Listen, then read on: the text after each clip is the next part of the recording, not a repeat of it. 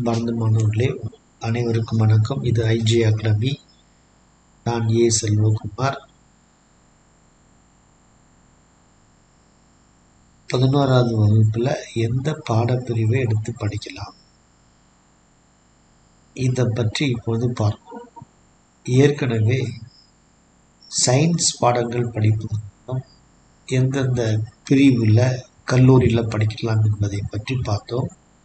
அதே போல் காமர்ஸ் பாடங்களை எடுத்து படிப்பதன் மூலம் கல்லூரியில் என்னென்ன பாடப்பிரிவுகளை படிக்கலாம் என்பதையும் பார்த்தோம்.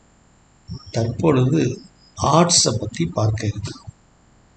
இதில் பார்த்தீங்கன்னாக்க நிறைய பாடப்பிரிவுகள் கல்லூரியில் இருக்குது.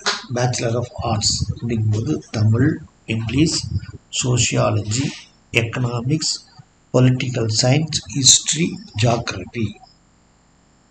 அதுபோல் Bachelor of Fine Arts, BFA, Bachelor of Mass Media, BMM, Bachelor of Fashion Designing, Bachelor of Business Administration, Bachelor of Integrated Law, Bachelor of Journalism and Mass Communication.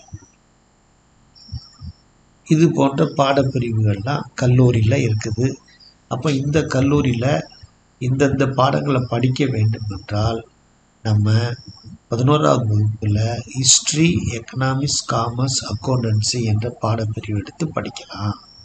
அதே போல் ஜியாகிரபி, ஹிஸ்ட்ரி, எக்கனாமிக்ஸ், அட்வான்ஸ் லாங்குவேஜ்ங்கிற பாடத்தையும் எடுத்து படிக்கலாம்.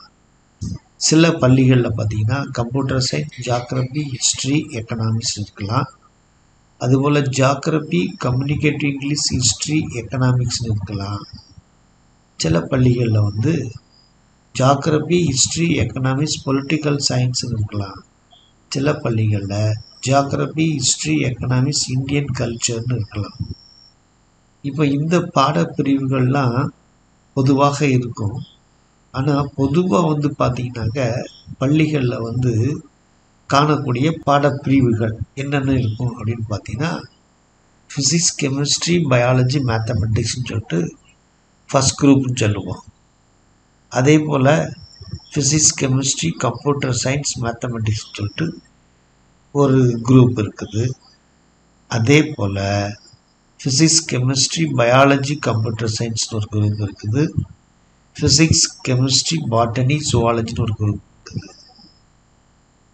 அதே போல் economics, commerce, accountancy, business மேத்ஸ்னு ஒரு பிரிவு இருக்குது. History, economics, commerce, அக்கௌண்டன்சின்னு ஒரு பிரிவு இருக்குது. இந்த பிரிவுகள் தான் பெரும்பாலான பள்ளிகளில் காணப்படும். இந்த ரேர் கோர்சஸ் சில பள்ளிகளில் வைத்திருப்பாங்க. ஆனால் மேக்சிமம் பள்ளிகளில் 11வது வகுப்பில் நான் மேற்சொன்ன பாடங்கள் தான் காணப்படும். பல மாணவர்கள் பார்த்திங்கனாக்க பள்ளிகளில் எந்த குரூப் எடுக்கணும்னு தெரியாமல் ஏதாவது ஒரு குரூப்பை எடுத்துக்கிட்டு அதற்கு அப்புறம் ஒரு 15 நாளோ 20 நாளோ பள்ளி ஆரம்பித்து வெவ்வேறு குரூப்புக்கு மாற்ற அங்கும் இங்குமாக அலைவார்கள். கிட்டத்தட்ட ஜூலை, ஆகஸ்ட் மாதம் வரை இப்படியே தெரிஞ்சிட்டே இருப்பாங்க. எந்த குரூப்பை படிக்கணும்னு அவனுக்கு தெரியவே தெரியாது. ஃப்ரெண்ட்ஸ் ஒரு குரூப்பில் இருப்பான், அந்த குரூப்புக்கு ஒன்று நினைப்பான். இன்னொரு குரூப்பில் அவன் ஃப்ரெண்ட்ஸ் இருக்க மாட்டான், அதை விட்டு கலந்து வேற எங்கேயாவது போகணும்னு நினைப்பான். இப்படி மாறி மாறி போயிட்டு இருப்பாங்க. இதை நீங்கள் அவாய்ட் பண்ணுறதுக்காக தான் இந்த வீடியோவை நான் போட்டேன்.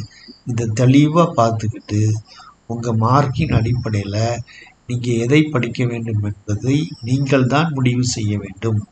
நீங்கள் முடிவு செய்தால் மட்டும்தான் உங்களுடைய பிற்கால வாழ்க்கையானது சிறப்பாக அமையும் என்று கூறி நன்றி கூறுகிறேன். வணக்கம்.